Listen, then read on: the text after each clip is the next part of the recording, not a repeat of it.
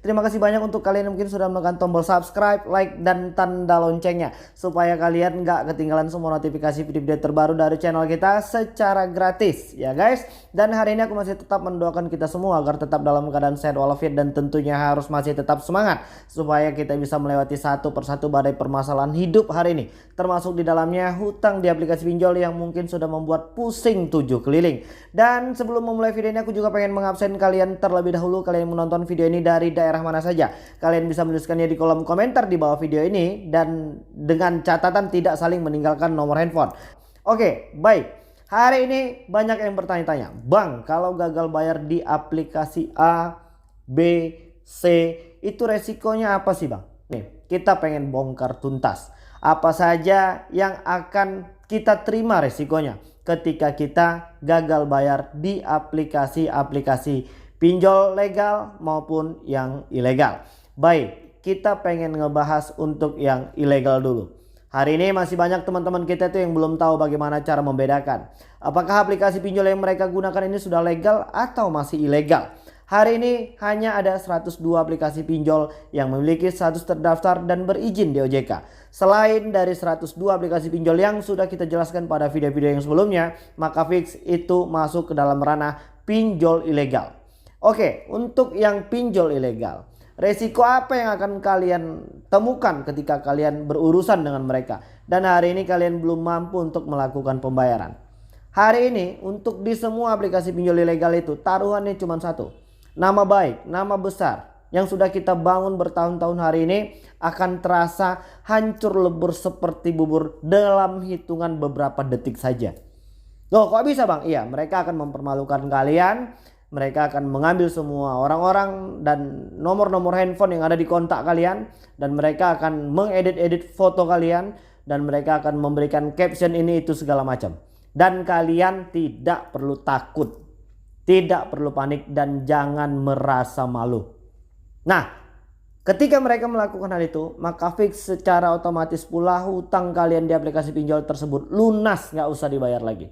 Kenapa seperti itu? Karena mereka memang ilegal. Karena memang sudah mereka itu melakukan tindakan-tindakan yang sudah dilanggar oleh ketentuan-ketentuan hukum yang berlaku. Jadi nggak perlu pusing, nggak perlu panik lagi. Oke, itu untuk yang ilegal. Yang ilegal itu urusannya sebenarnya jauh lebih gampang ketimbang harus berurusan dengan aplikasi pinjol legal OJK. Kalau yang ilegal itu ketika memang mereka melakukan penyebaran data, mereka mengganggu semua kontak-kontak yang ada di handphone kita, jelaskan dan beritahukan bahwasannya itu pekerjaan dari aplikasi pinjol ilegal yang tak perlu dilayani, tak perlu ditanggapi lagi.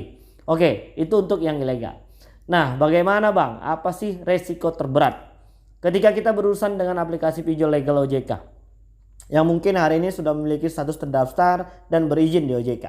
Oke, untuk di aplikasi pinjol legal OJK, resiko terberatnya itu ya ada dua. Untuk aplikasi-aplikasi yang sudah memiliki debt collector lapangan, maka mereka akan melakukan kunjungan. Wah, bakal bikin malu Bang ya.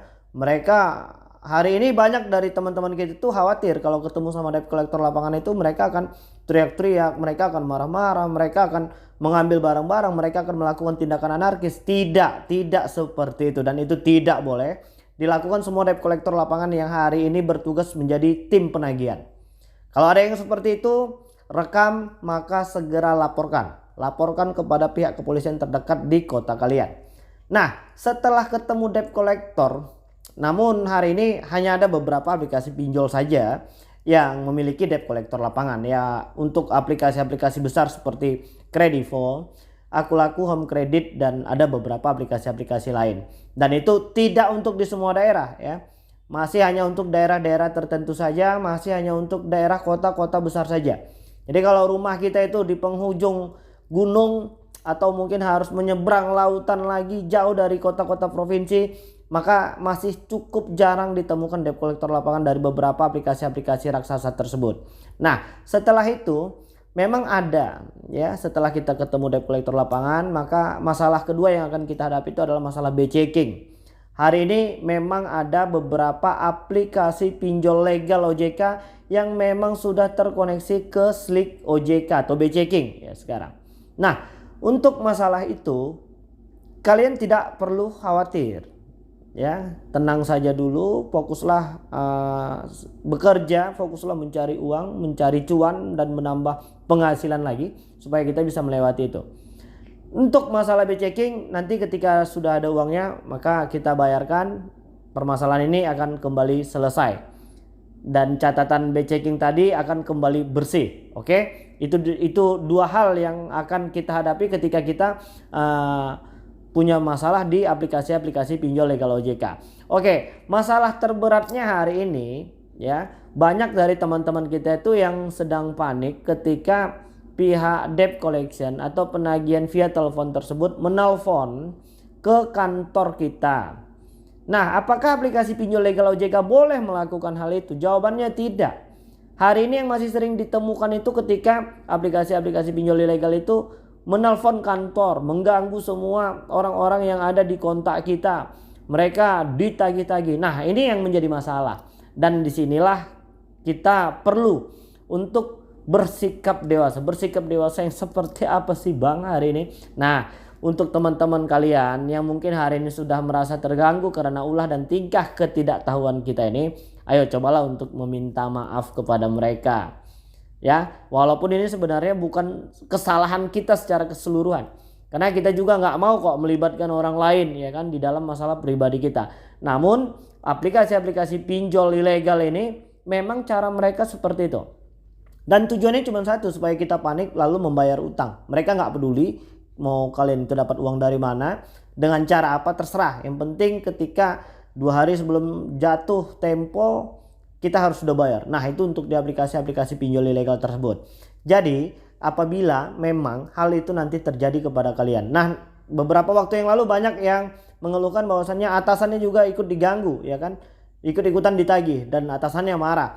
Maka jelaskan saja bahwasannya Pak ya, kita mohon maaf, saya pribadi mohon maaf, dan ini adalah aplikasi pinjol ilegal yang memang mereka mengambil kontak-kontak yang ada di handphone saya, dan kebetulan nama Bapak di situ saya tuliskan sebagai misalnya direktur atau pimpinan atau bos ya, seperti itu. Jadi memang mereka sengaja mengambil beberapa kontak-kontak yang kita anggap penting, yang menurut mereka ini ketika diganggu akan memberikan efek negatif kepada kita.